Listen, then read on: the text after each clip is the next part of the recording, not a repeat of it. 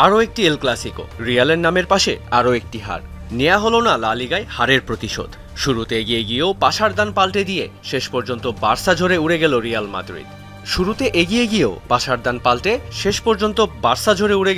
Real Madrid. যে কোনো মুহূর্তে ম্যাচের মোড় ঘুরিয়ে দেওয়া রূপকার যে দলটি, সেই রিয়ালই এবার ব্যর্থ হয়েছে প্রত্যাবর্তনের গল্প লিখতে। উল্টো মুখ থুবড়ে পড়েছে মরুর বুকে।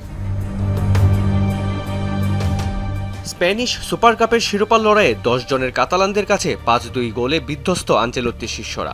বছরের শুরুতেই প্রথম শিরোপা ঘরে তুলল হ্যান্সি ফ্লিকের দল। দলের এমন পারফরমেন্সে হতাশা প্রকাশ করেছেন রিয়াল বস আনচেলত্তি।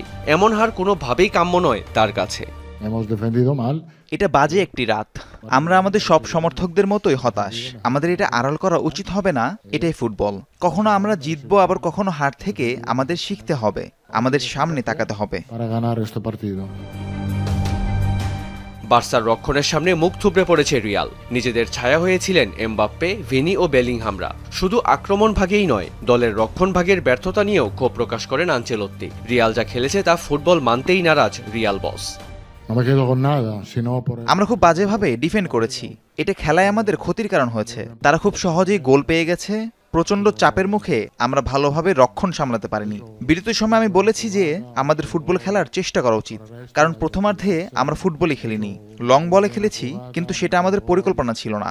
আমরা যেভাবে খেলতে চেয়েছি সেভাবে খেলতে পারিনি।